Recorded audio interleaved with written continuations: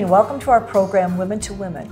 I have a very special announcement because this is the last show for Women to Women. And we have a very special guest with us that I'm going to introduce to you in just a few moments. And I will have a goodbye at the end, okay? But before we start, I'd like to thank our sponsors so much. Villa Basque Deli and Cafe, home of Pete's famous Basque chorizo. And if you've stopped in, you know it's delicious, as is all the food here. We'd also like to thank Carpa Nevada, LLC, importer of fine Portuguese extra virgin olive oils and aged balsamic vinegar. And also carsonnow.org. It's a 24/7 place to go here in Carson City. If you want to know what's happening, step into carsonnow.org. And now it's my pleasure to introduce to you Barbara Burgat. And Barbara, I want to say thank you so much for being with us on this show. Well, thank you, Carol. It's my pleasure. Okay. This is, I think, I'm just amazed at how things work together because I think you're going to be a very special guest, okay, in so many different ways. You have, in getting to know you just before the show a little bit, you have an interesting background, but before we get into that, let's talk about where are you from originally? Where did you grow up as a kid? Well, thank you. I'm actually from Orange County, Southern California. Grew up in Orange County. Yeah. After college, when I got married, moved to Sacramento, and where I raised my daughter for 20 years. She's 25 now and off to college. But I said you don't look like you have a 25-year-old daughter. Thank you. I really appreciate that. Thank you. You are welcome. Thank you. But okay, so were you a stay-at-home mom? No, actually, I worked the entire time. I mean, I worked up until right when I first met my husband, and then we actually divorced when she was about 5 years old. Okay. So the majority of raising her, I was a single mom. A single mom. Right. Okay, and you have a very good idea of some of the issues that you take on when you move out of a marriage, the separation, the legal papers, etc. Right. It's really a different world, isn't it? It is. I mean, and it's scary to make that step to when you have a young child to make that step to decide to do it alone. So. And I think it would be, I don't know. I've not been in that situation, but I've been in departures, okay, from special relationships, etc. And even if you have no children, divorce is a tough thing to have to say, okay, I need to do this, but sometimes it is. Right. When you were growing up, what were some of the interests that you had that you really enjoyed? Oh gosh, that's a big question. Growing up, with the oldest of 5 children, very active. I had very active parents. We traveled a lot. I had a desire to travel. I mean, we went on family ski trips. I loved to ski. You're an athlete. I'm an athlete. The skiing was always my favorite, and probably what led me to be up here. Okay.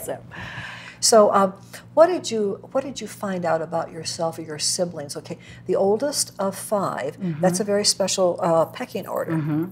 And do your brothers and sisters look up to you as pretty much not only as an older sister, but as someone they can talk to, confide in, because of experiences that you've gone through? Absolutely, absolutely. I mean, we were pretty much raised by our father and a stepmother, and being the oldest and having gone through that, and we were all very, very young at that time. So I was kind of head of household for a couple years. You bonded together. We bonded together, and we're still all very, very close. So. Who was the toughest one to raise? Well, I have one brother that's just a year younger than me, and I mean, I love him. And he, when my father passed away, he stepped up to that, that father role. But growing up, we were like cats and dogs, and I was the alpha. So, that's tough for a guy to have an alpha sister. Exactly. But no, but we all are very close and love each other very much. So, how did you wind up in Carson City? Wow, that's from Sacramento. I was in Sacramento for 20 years. My daughter, lives in San Francisco. Went to San Francisco State. During I had a big job with a mutual fund company owned by a bank. Unfortunately, that company went under, and I was laid off. And that was probably one of the most challenging times. During what period of time did that occur? The end of 2008. So, which was a very difficult time for financial services. Oh, for so many families and so many people, so many banks. Absolutely. We were scrambling like mad. Absolutely. So, the bank that I had worked for was no longer, and that was probably one of the most challenging times. My daughter was off to college. I was in a relationship that was not going the way it should have. And when I got back to work, it was actually 2 years I was unemployed, and fortunately had saved enough and had enough to live on during those 2 years. And that's a key revelation there that you're making, because so many of us are tempted when we're out of work. We panic. We can turn to parents, grandparents, we can turn to friends, and you took the precaution of saving up. Absolutely. Realize, now did that come from training by your parents, or did that just come from a natural instinct that you had inside of you? I think it came from my parents, because that's not something they would probably do. So I think having that fear and always being able to take care of myself. You know, I think that's where I think I'm a role model to my siblings and such, that I never lived beyond my means. I did very, very well in the job I had prior to being laid off, but I never lived beyond those means. And so that's another major revelation, living within a budget. Absolutely, absolutely. And do you think it makes a difference whether you're a woman or a man to live within a budget? I guess what I'm asking is, do you think it's harder for women or for men? Or is it just something that we all need to pay attention to? I think everyone needs to pay attention to that, because I like to spend money just like anybody else, but I also am practical about that. I think I don't expect anything from anyone. My parents, both my mother and stepfather and my father did very, very well, but I never expected anything from them. So always putting stuff away from myself and not getting myself into that circumstance, and seeing so many people go through that. But after 2 years, I didn't lose my home. I was able to rent that out, cut my expenses, turn in the leased car. And it's, I think it's just more instinctual, but I think a lot of people don't worry about for a rainy day. And when you've seen a rainy day so young, you know that you have to worry about that. And that's another key. When you've seen a rainy day, okay, we have to go through one or two of those experiences to understand, wow, I don't want to go through this again. Right. And I'm not going to. Right. I'm going to live on a shoestring if I have to. And we start eliminating. Like you turned in the lease car. Right. You found another way to pay somebody else to pay the rent, to take care of the car. So that's smart thinking. And it's something that, as a woman, I'm probably a generation older than you are, but I had a mother who was very well educated and well trained in numbers. And she expected her children to turn out to be independent. Once they educated us and we married, you have to learn how to live on your own, stand on your own 2 feet. And it wasn't always easy. Okay, so when you came to Bank of the West, it was when? I came to Bank of the West just 2.5 years ago. Okay. So that's probably early 2012. All right, so it's been almost 3 years. Yeah, almost 3 years ago. Okay, and now that you're with Bank of the West, what do you do? What is your title there? My title is I'm Senior Private Client Advisor with Bank of the West Wealth Management Group. Okay. Yeah, and I started with them in their Sacramento office, and there were 3 of us in our office that were doing all the wealth management, private client services for from Stockton to Chico and all of Tahoe, Reno. And so there was 3 of us running that whole office. Out of Sacramento. And then about 1.5 years ago, they decided they wanted someone based in Reno. And I've always, had an attraction back to the skiing. Okay. And to You're Tahoe. In good territory. Yeah, exactly. And to Tahoe. Exactly. Comes. Since I've moved here, I haven't had any snow. But because of my love of skiing, I was offered, they decided they wanted someone based in Reno and to cover just the Reno, Carson City, Tahoe offices. So I decided to do it. You put your hand up. I put my hand up, and they gave me an ultimatum. They said, "Well, we know you love that area, and let us know within 2 weeks. Otherwise, we're going to hire somebody else." Oh, all right. So I said, "Sign me up." So that's when I made the move. Okay. Well, we're still waiting for that snow to arrive. Okay. Absolutely. We desperately need to have that.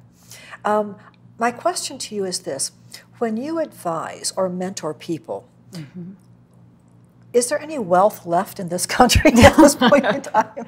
I'm sure there is, of course there is. But how do you mentor a private person who comes in? Is there a certain age that is primarily asking you these questions, or does it start early on? Well, no, what we're doing in our division, we're looking at clients within the bank that meet certain criteria in terms of their deposit or investment relationships with us. And then my role is, as the private client advisor, is to be that primary point of contact for our whole wealth management division. So my job is to meet with the clients, get to know them, and find out what their needs are, and anywhere from deposits to their lending needs to how they're managing cash. I work with our trust department and trust officers, private portfolio managers, financial advisors. So my job is really to be that primary, like I said, relationship manager for the clients and help them navigate through all those decisions they need to make. And what I hear you're saying is that it takes experience on your part. Absolutely. Responsibility, accountability to those clients, because they're really trusting, they're putting their trust, so much of it, in your hands and in your experience. Absolutely. And coming from, my background for 27 years, I was a financial advisor half of my career. And then the second half, I actually worked for an asset management company, a mutual fund company, where financial advisors were my clients. And that's where I learned a lot, not so much about money management, but I also learned how many good advisors and how many bad advisors are out there. And I was just, I think, shocked on that side of the business to learn and to meet folks that just sell products. And so now I get to take a step back from that position I had before and now work with the clients again.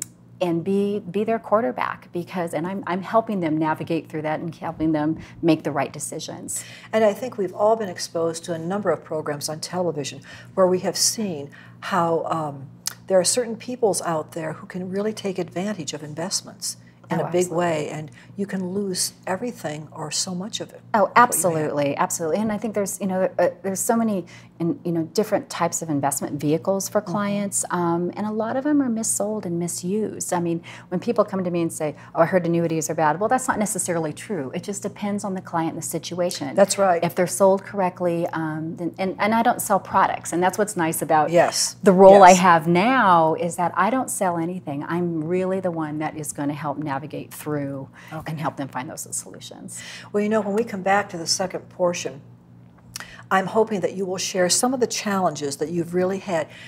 You've laid out there on the table, okay, you have gone through separation and divorce, you have been a single mom raising children, and you have lost a job in a terrible, turbulent time of our country.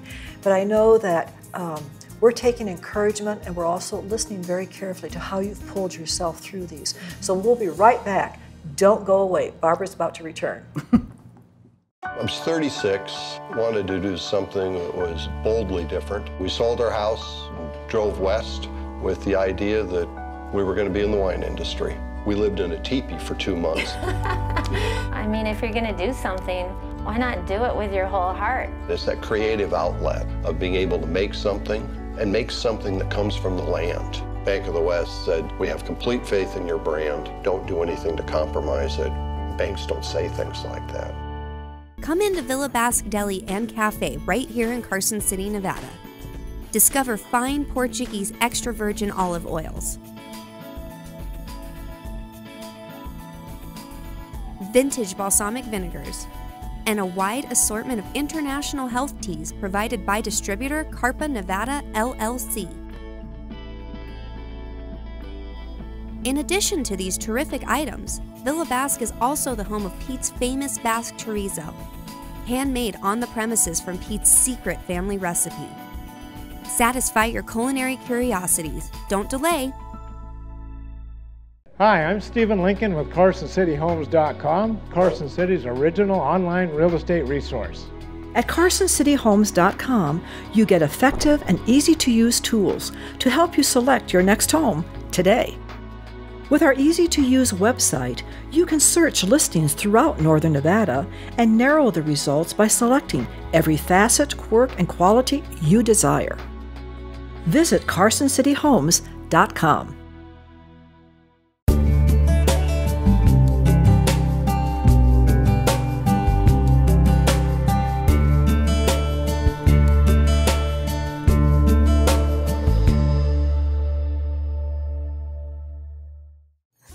Welcome back to the second half of Women to Women. We're here with Barbara Burgat, and we're going to get back to Barbara in just a few moments. But first, I'd like to thank our sponsors for the second half. We have the Horseshoe Club located right here in Carson City in the Historic District. If you'd like to stop in for a light breakfast or a light lunch, why not step back in time and visit them? We'd also like to thank Dr. Kent Gabriel, MD, noted plastic surgeon right here in Carson City. Dr. Gabriel's specialty is microsurgery of the hands. And last but not least, we'd like to thank Bank of the West right here in Carson City. If you walk in those doors, Bank of the West knows your name. And we have one of their best right here with us. We're going to get right back to Barbara. So, Barbara, thank you again so much for being on the show. Oh, you're welcome. You know, during this period of time that you've made so many changes with your life and in the, geographically in the places where you've lived, decisions, tough decisions that you've had to make, and yet you're on your feet and doing just fine, thank you. Yep, okay. thank you. So I know that there have been other situations that for your family as well as for you have been very challenging. Yep. And how did you get through some of those losses? The first biggest loss was, 3 years ago when, my father passed away tragically, and I was just coming out of being unemployed for, over 2 years. Relationship had just broken up, and then got the news about my father, and as devastating, things happen in threes, and as devastating as that was, when you have such a strong role model, my father and I were very, very close, and having been the oldest of 5 kids and having such a strong role model and such a great community leader, it was really my driving force. And knowing that even with his passing and just huddling with my brothers and sisters again, is just continuing to make him proud, and that really, really helped guide me as motivated me as tough as things were. Right. And taking that, getting back to work, and having been out for a couple years, it was hard, and having to deal with the loss, and all my family struggles, and everybody's still all down in Southern California, but it just.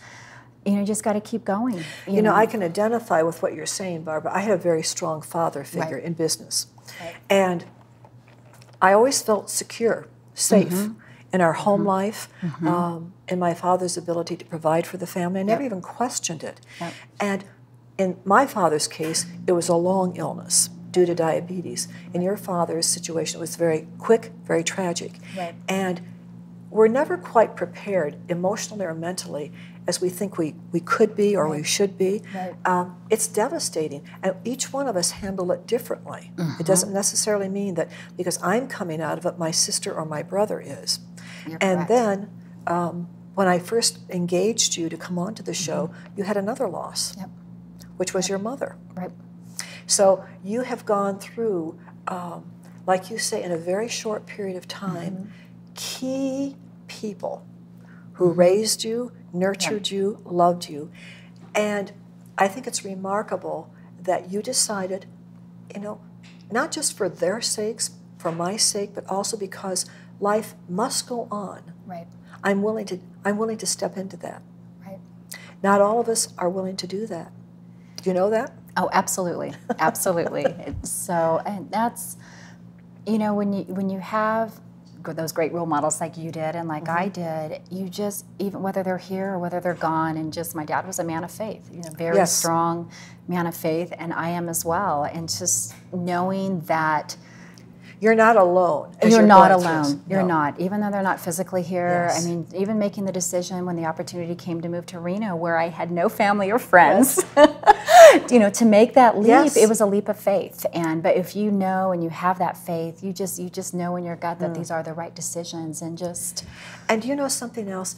The memory, the inspiration of our parents remains in us forever. If you have those positive role models.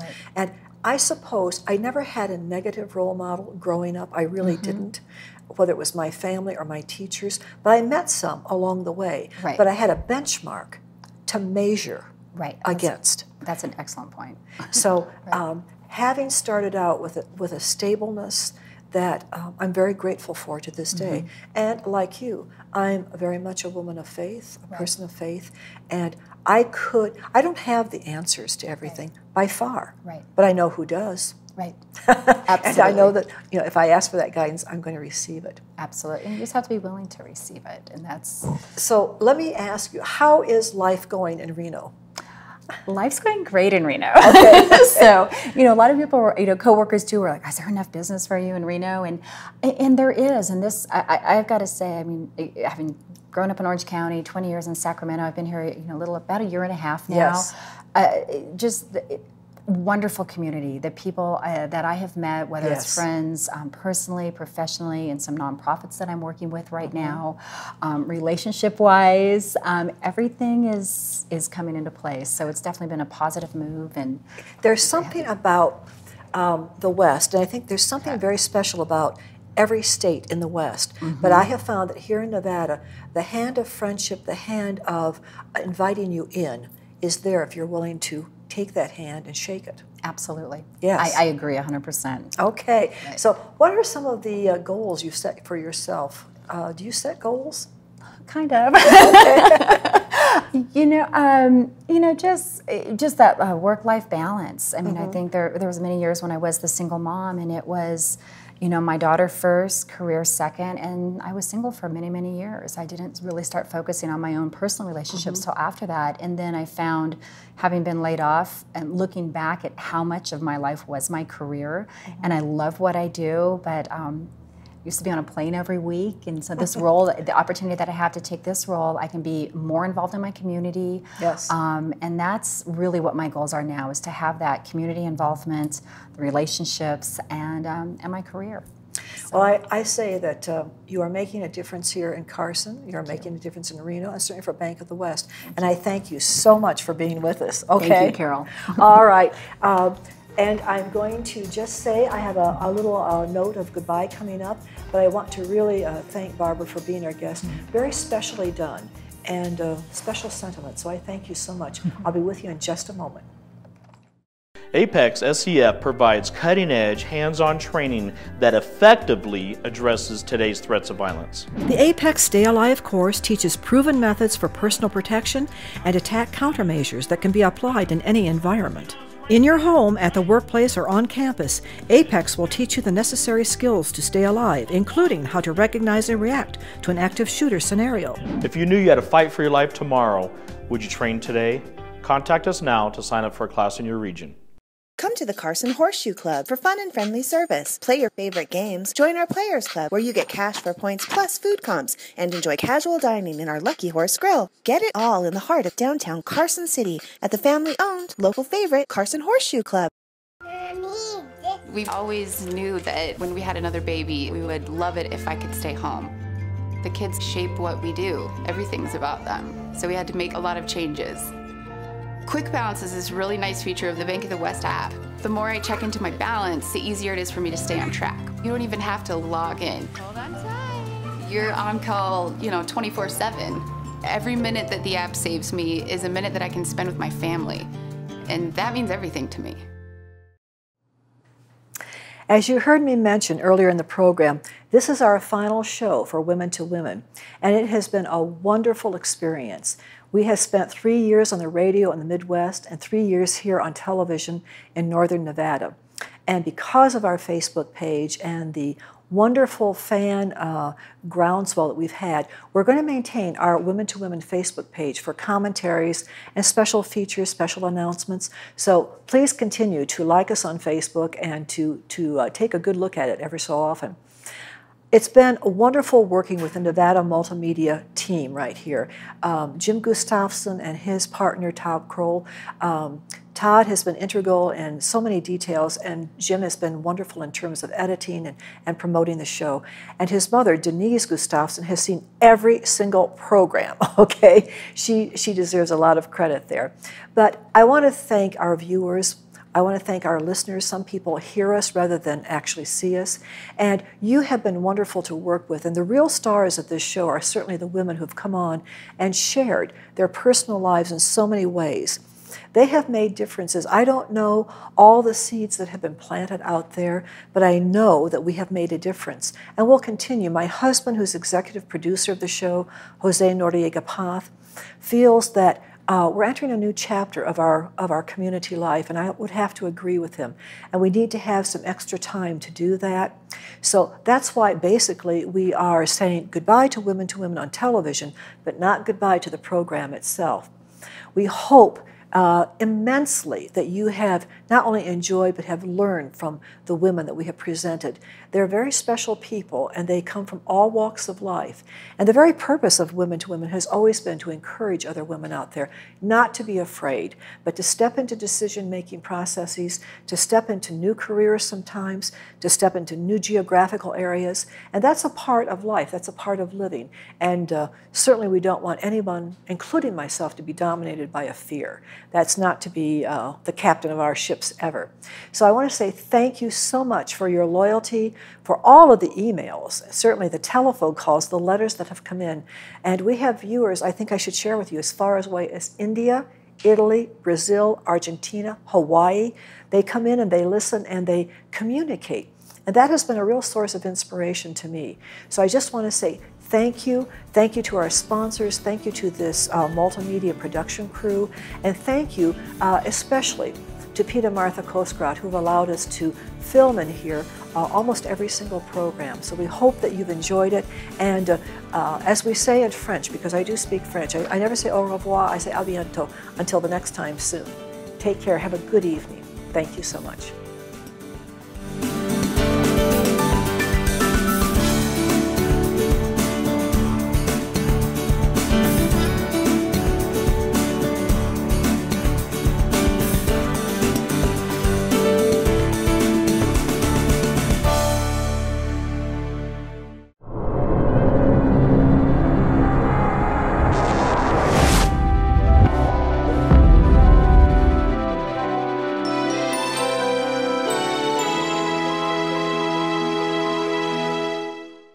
Hi, I'm Genevieve Frederick, founder and executive director of Pets of the Homeless. Pets of the Homeless is a nonprofit, all-volunteer organization that provides pet food and veterinary care to the homeless and less fortunate in local communities. We're a national organization with over 200 collection sites across the United States, one in Australia and a few in Canada.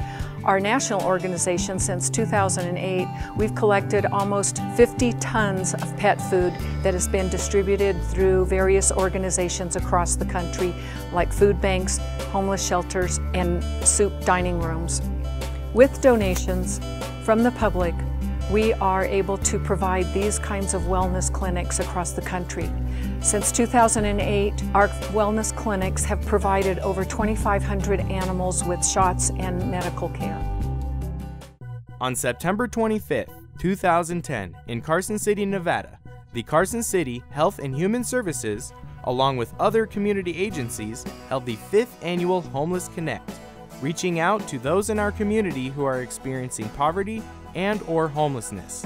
With the help of local businesses, churches, nonprofit organizations, and generous volunteers, many people in need and their pets were given information, resources, and services on the spot. I'm Dr. Woody Allen. I'm a semi-retired veterinarian in Carson City, and I have worked with the Pets of the Homeless for about 4 or 5 years now. And when Genevieve Frederick started the program, our hospital was the first hospital to help her with collecting dog food and finding people that needed our help. Today we're here to help the homeless people. We have set up a vaccination table, and we're also checking for medical problems. And we also have been talking about nutrition and some of the things the pets need. They pick up their choice of dog food from the dog food selection that Pets of the Homeless have been able to put together. She has places around town also that stock her dog food. On this website you'll be able to find sources where you can get food on a regular basis if you need it. We were living in Sacramento at the time. It was December after Hurricane Katrina, and we found out that she was a rescued dog and she was at someone's house, like a shelter, and we went and took her home for 2 days and decided she was definitely part of the family, and she's the best dog we've ever had. We really need donations always, because there are more people that are homeless with pets than we ever dreamed. And so if you can make financial donations, take food, pet food to shelters. With donations from the public, we're able to provide homeless shelters with crates, bowls, cleaning materials, so that homeless with pets can come into homeless shelters and get the services that they need to get out of homelessness. If you are in need of food, supplies, or services for your pet, or would like to donate or volunteer, visit petsofthehomeless.org.